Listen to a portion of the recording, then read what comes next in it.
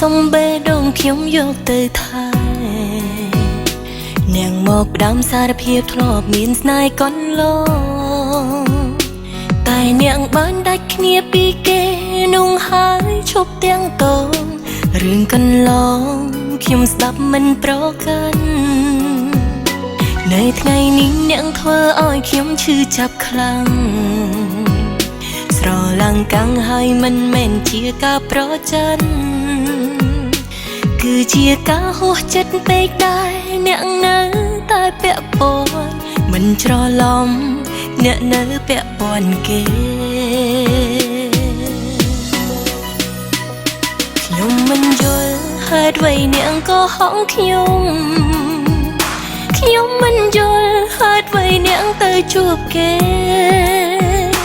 នាងមិនមែនជាតួកុនមិនសមចេះសំដែងទេនាងជួបគេជាហេតុខ្ញុំឆ្ងល់ណាស់ខ្ញុំមិនយល់ការស្រឡាញ់អ្នកជាអ្វីស្នេហ៍ភក្តីឬជានៃស្នេហ៍បោកប្រាំងកុំខ្សឹបខ្សៀវលួចលាក់លៀមបើការពិតអាចប្រកាន់ថាបោកប្រាំងខ្ញុំអូខេដើរចេញហេតុអ្វីអ្នកមកកុហកខ្ញុំហេតុអ្វីអ្នកមកបោកស្នេហា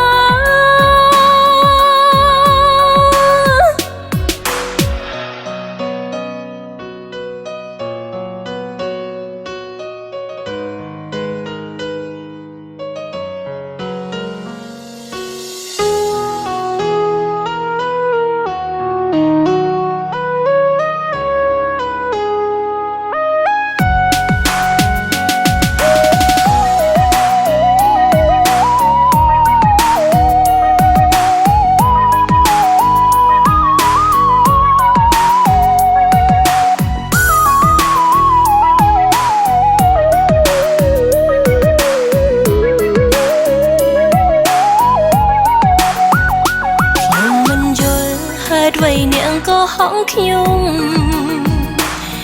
មិនយល់ហេតុអ្វីនាងទៅជួបគេនាងមិនមែនជាតួកុនមិនសមចេះសំដែងទេនាងជួបគេជាហេតុខ្ញុំឆ្ងល់ណាស់ខ្ញុំមិនយល់ការស្រឡាញ់អ្នកជាអ្វីស្នេហ៍ភក្តីឬជានៃស្នេហ៍បោកប្រាំងកុំខ្សឹបខ្សៀវលួចលាក់លៀមបើការពិតអាចប្រកាន់ថាបោកប្រាំងខ្ញុំអូខេដើរចេញ